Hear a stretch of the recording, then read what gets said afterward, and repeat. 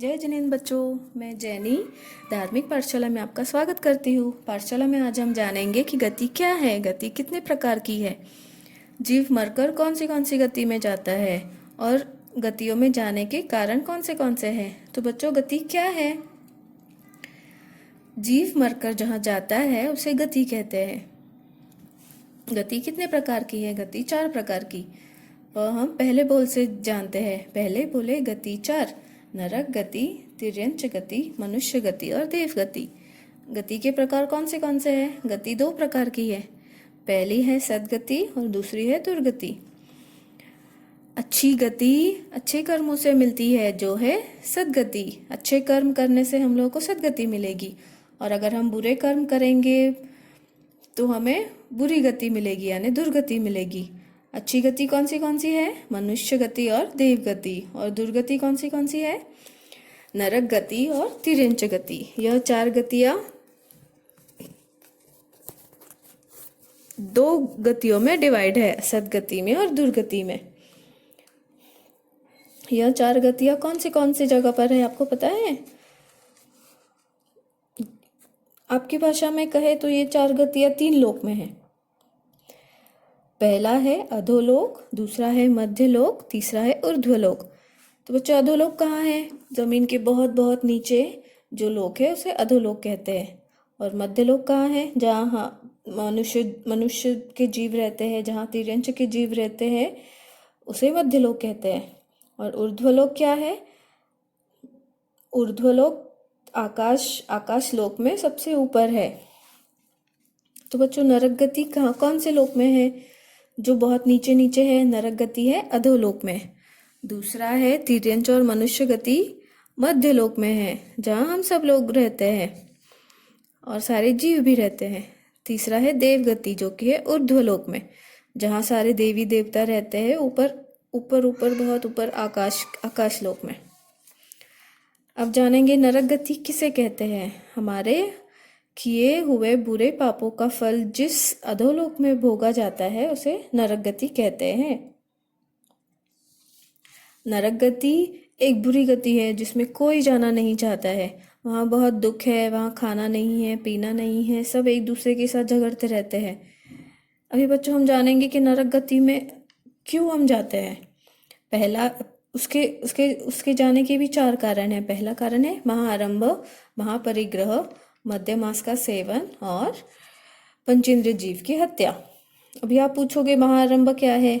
अभी शादियों में या फिर घर पे हम लोग हिंसा करते हैं, सब बड़ी ज़्यादा से ज़्यादा हिंसा करते हैं, जैसे चींटियाँ, मच्छर, कीड़े, अनछाना पानी पीते हैं, अविवेक रहित सब्जियाँ काटते हैं, उसे महाआरंभ कहते हैं। दूसरा है महापरिग्रह, मतलब मुझे बहुत लालच रखना, मुझे बहुत सारी खिलौने चाहिए, मुझे बहुत सारे कपड़े चाहिए, मुझे बहुत सारी चीज़ें चाहिए, मुझे ये भी चाहिए, मुझे वो भी चाहिए। ज़रूरत से ज़्यादा चीज़ें इकट्ठा करने को महापरिग्रह कहते हैं। तीसरा है मांस मदिरा का सेवन, मतलब अंडे, मांस, मच्छी, शराब आदि खाने से पीने से हम नरक गति में जाते हैं।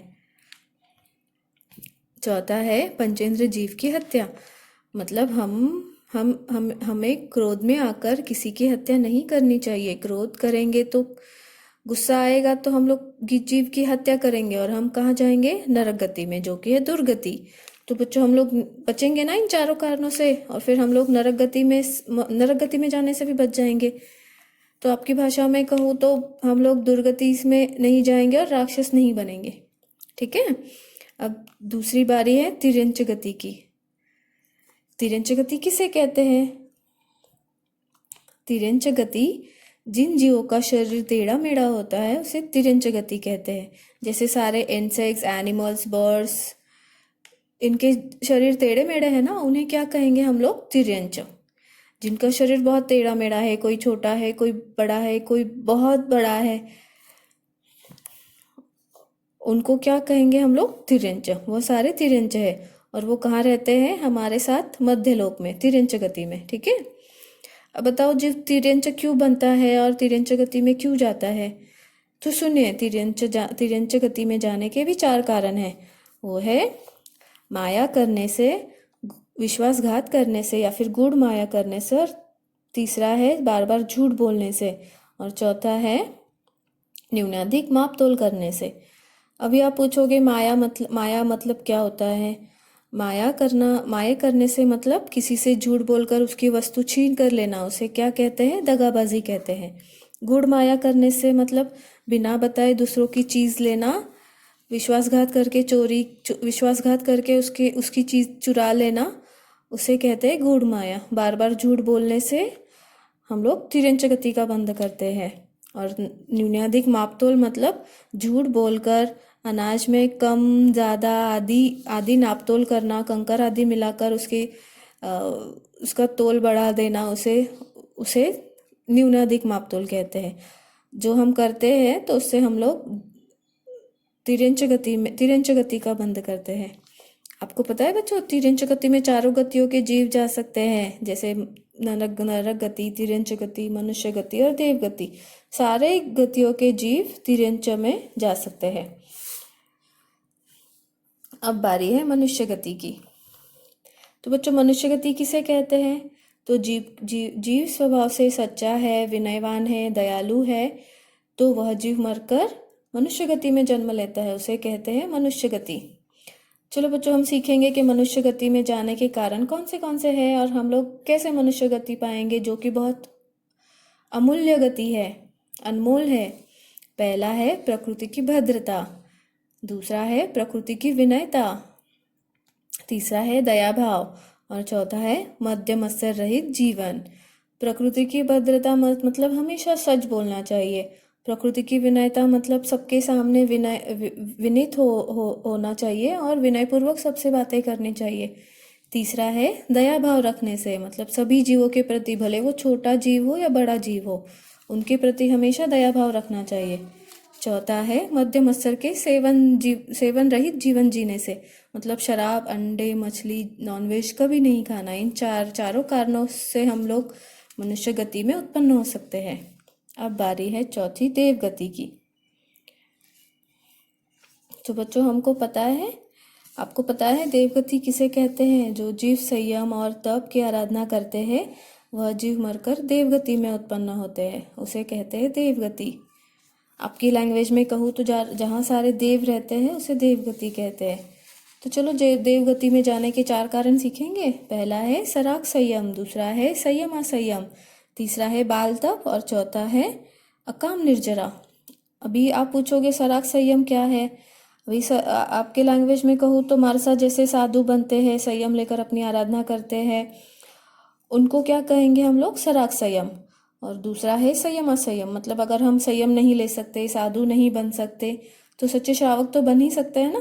सच्चे श्रावक बनकर हम धर्म की आराधना करेंगे, धर्म की पालन कर देंगे, उसे कहते हैं श्रावक जीवन या फिर संयम असंयम। और तीसरा है बाल तप। देखो बच्चों, भगवान ने हम बच्चों को भी देव गति में जाने का चांस दिया है। अभी आप पूछोगे दीदी कैसे? अगर हम छोटे छोटे तप करेंगे, हर रोज छोटे छोटे पचकान लेंगे, तो हम भी देव गति में जा सकते हैं। तो आज से करेंगे ना, छोटे छोटे पचकान लेंगे ना, छोटे छोटे तप के प्रत्याख्यान। और चौथा है अकाम निर्जरा, सारे कर्मों का क्षय करना, उसे कहते हैं अकाम निर्जरा। और चौथी गति है 5वीं गति, जो है मोक्ष गति। जो जीव सारे चारों